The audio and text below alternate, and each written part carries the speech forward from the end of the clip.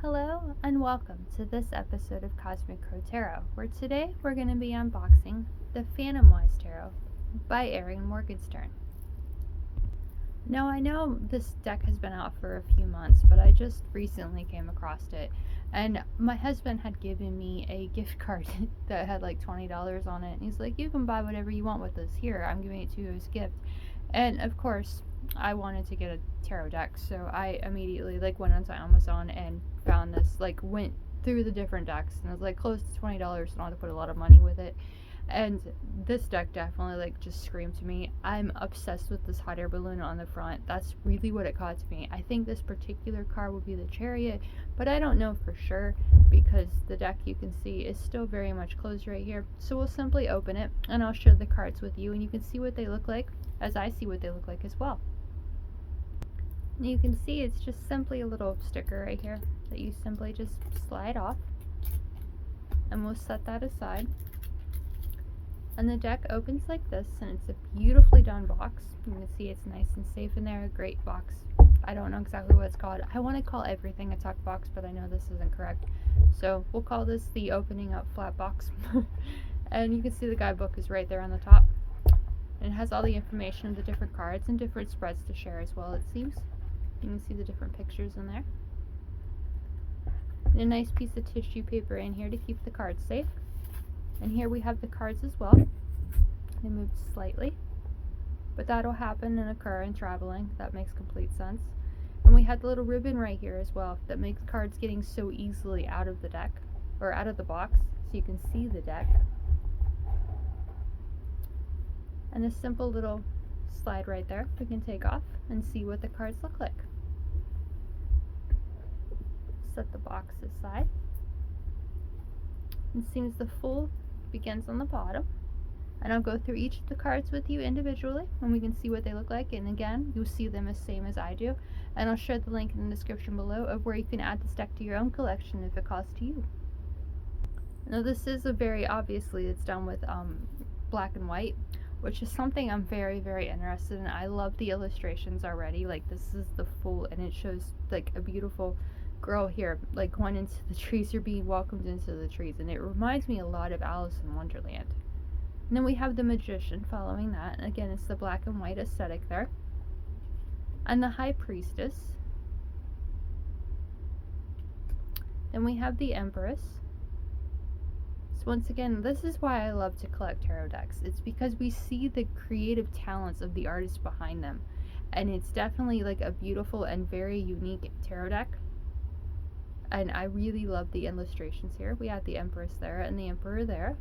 Then we have the Hierophant and the Lovers and the Chariot. Like I said, I thought that was the card for the hot air balloon, and ever since I was little, I've been obsessed with hot air balloons and zeppelins and stuff like that. These air things that aren't necessarily airplanes, but they definitely have this ability to go on the sky, and they've just been fascinating for me ever since I was little. And we have Strength, and instead of a lion that we usually see, she actually has a leopard, so that's really cool. And then we have the Hermit and the Wheel of Fortune. Now, that particular Wheel of Fortune and that swirl in the middle reminds me of Tim Burton. I don't know if anybody else gets those vibes from it, but definitely reminds me of Tim Burton artwork. And if you don't know, that's my favorite director of all time. I love everything he's ever created. It's just fascinating and beautiful and strange and weird, which is something I'm very interested in. Then we have Justice and the Hanged Man and Death. Really like that illustration. It's something's coming to an end and I'm ready for it. We have Temperance and the Devil, the Tower, the Star, the Moon. That's one of the first illustrations I've ever come across that doesn't have a full moon and instead has a crescent, so that's very interesting and another reason why I like to collect tarot decks. We have the Sun and Judgment, and then to complete the major arcana we have the World. We begin with the Ace of Wands, so the Suit of Wands begins this deck, and there's the Two of Wands. Should I stay or should I go? The choice is in front of you, and it has a beautiful black cat there. Then we have the Three of Wands and the Four. You know, the celebratory card of celebrating your passions usually represents a wedding or a celebration such as that. And so the wedding cake really makes a lot of sense there. And then we have the Five of Wands. This does seem to focus a lot on cats. Now, honestly, I'm not a huge fan of this particular card because it seems like the Two of Wands that we met earlier is now getting beaten by a bunch of children, and that's not okay with me. But we won't look at it that way. I still like this deck. I love the illustrations on it. It's very well done. It's very beautiful.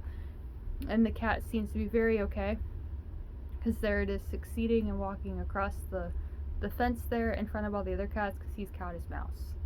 And we have the Seven of Wands and the Eight,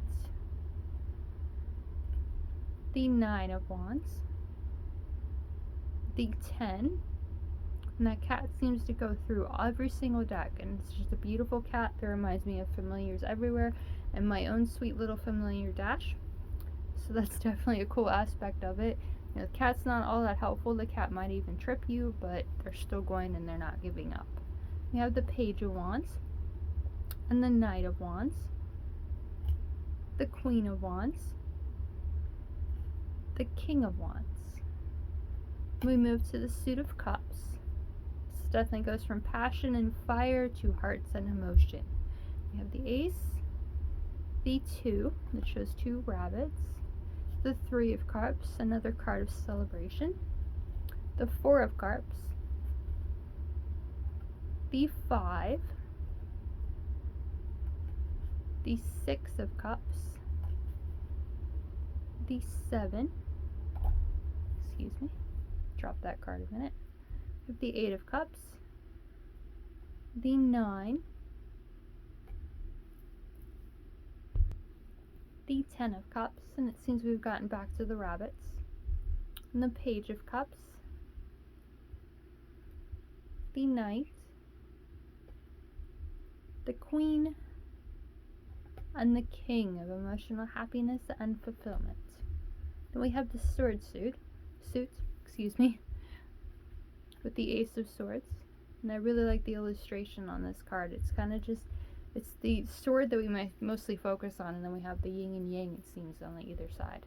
Then we have the Two of Swords, the Three, the Four of Swords, the card of rest and reflection, which honestly, if you haven't noticed, my voice might be a little bit different right now. I am rather tired, and this is one of the first videos I've ever done at night. I usually prefer to do these during the day, so definitely rest and reflection are in my future, I promise you that. The Five of Swords, the Six, we have crows there, it seems, riding the ship to the better times. We have the Seven of Swords, the Eight, the Nine of Swords, the 10, the Page of Swords, the Knight of Swords, the Queen, and the King of the Suit of the Minds. And that leaves us with just the Pentacles suit. We have the Ace of Pentacles, the Two, the Three, the Four of Pentacles, the Five, the Six of Pentacles, the Seven of Pentacles, the Eight, the Nine of Pentacles, the 10, and the Page of Pentacles, which is a very beautiful illustration. She's like training her dog to do tricks. We have the Knight of Pentacles, when it seems that dog has grown and she can actually ride it. Dog seems to be gone, and the Queen of Pentacles, but she's still successful and she holds that pentacle in her hand. And we have the King of Pentacles to finish off the deck. He's very successful, sitting on that pentacle that he's made. We haven't taken a look at the bottom of the deck, or not the bottom of the deck, the back of the cards yet, so we'll turn that over, and that's absolutely gorgeous. I love that illustration, and you can see it's thorough in every single card, so you can read this upright and reversed. It's a fantastic deck. The cards themselves are very, very strong, Now, I have noticed, I don't know if you can see this on video or not, it seems like this might be a deck that someone has used before. Like, it might be a used deck. I bought it new on Amazon, so I'm not really sure. But it seems like there's a little warped to it already. And the way I shuffle cards, as you've seen in the past, is like this. That's how I actually shuffle cards. I don't want to keep them out of order right now, so I'm not going to do it. But I won't be shuffling them like that, so hopefully they'll be okay. I really like, they're great quality. You can see like very, very detailed there and very connected. So that's the bottom of the deck, and I'll take a look at the little guidebook right here and we'll share something about it, which is right here. And you see the Phantomwise Tarot and guidebook. You can see there it has this nice little down the rabbit hole spread, and so you can share that spread as well. And it has a little detailed information about every single card. It's a very beautifully decked and very beautifully done. If black and white is your thing and you want to add more black and white decks to your collection, I definitely recommend this deck. It's gorgeous. I love the illustrations of it, and I'm very excited to add to my collection. And as always, like I said, I will leave a link in the description below as to where you can add it to your own collection if you feel called to it.